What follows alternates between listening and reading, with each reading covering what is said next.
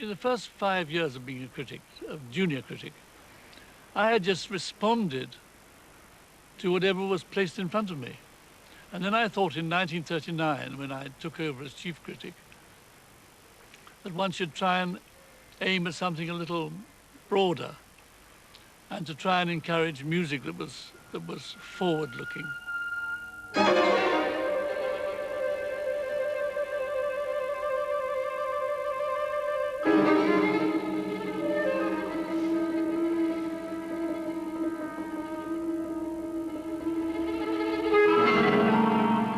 In the cultural climate of the 1940s, a commitment to the new or the unfamiliar could perhaps bring trouble, and eventually it did. In 1945, September 1945, when Bartok died, although I knew it would bring me trouble, I thought it would be craven not to write an obituary.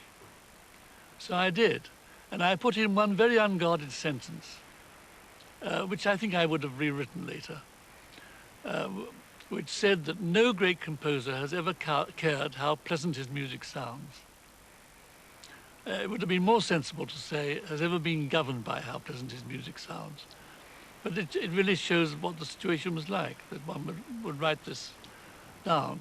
It's true, of course, if you go into it. If you put it the other way around, that the art of music is to combine sounds in a pleasant way, how ridiculous that sounds. Anyhow, I was given the sack. I think for somebody of my generation, which is to say the generation that became musically conscious in the immediate post-war world, William represented something absolutely vital and entirely new. That was because there had been a very clear cultural, political climate during the war and the immediate aftermath of the war, which was conditioned by the exigencies of the war itself. And that, of course, meant, in the first place, nationalism in a local, not to say parochial sense. Debussy's vision of l'île joyeuse, the joyful island, is rather like Dartington itself. It's always been a place of beauty and enthusiasm for young musicians.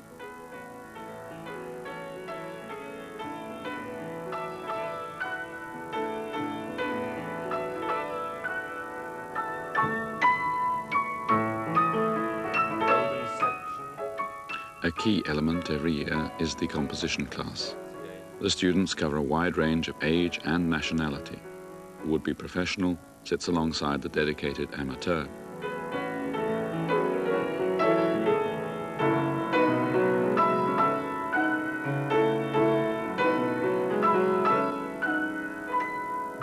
Thanks, that's fine. I just want to recap this section of the Debussy. In 1988, the class was in the charge of Robert Saxton, and it's typical of the Glock tradition that the composition model should be someone like Debussy, making a European link which was tenuous 40 years ago. Almost like a poem, 4 lines of a poem. We were allied during the war, but I mean, the intellectual bridge was not there. Much more with America, in a funny way, as far as literature is concerned, especially. But with England, as far as I remember, there was no ties. And as a matter of fact, yes, it remains certainly very insular for us.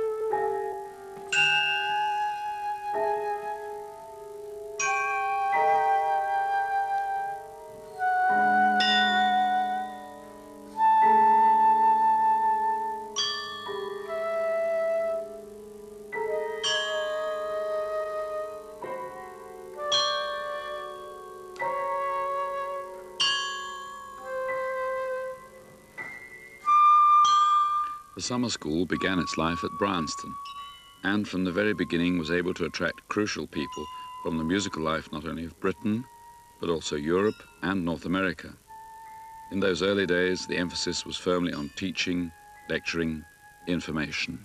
So things seemed very clear in those days, and at Bryanston we had Hindemith, who himself was teaching there, Bartok Week,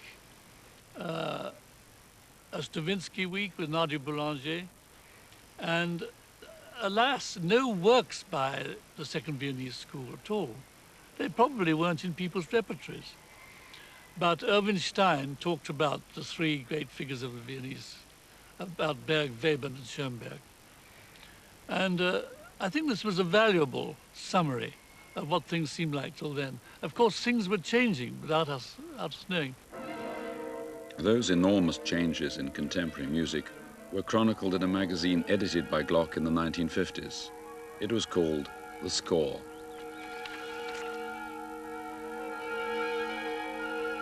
The revolutionary and the revered were considered side by side. The apostles of new music were asked to comment on the major artists who'd changed the course of music in this century.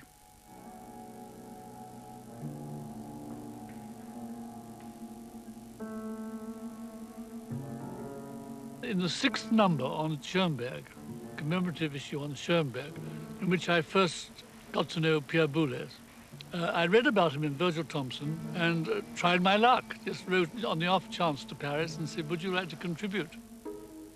And I sent an article which was not very aggressive. The title was aggressive, but the content was not aggressive. And it was in French, Schoenberg est mort, an allusion for, you know, Le Roi est mort and Vive le Roi. And of course, in English, it has no meaning, neither in German. Schoenberg is dead. I mean, and it was really a kind of polemical and very aggressive title. And, well, he published it eventually. And, of course, the reactions were quite bitter and quite angry in all corners.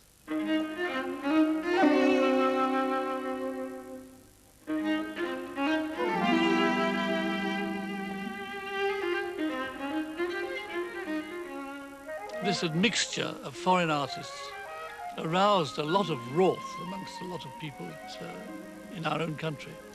And for a time, the summer school was known as Glock's Circus.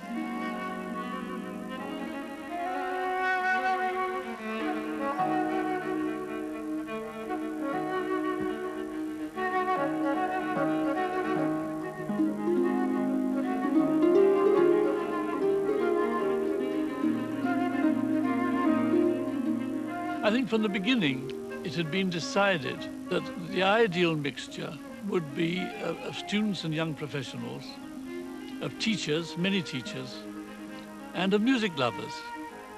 This has remained, and it's always been very fruitful.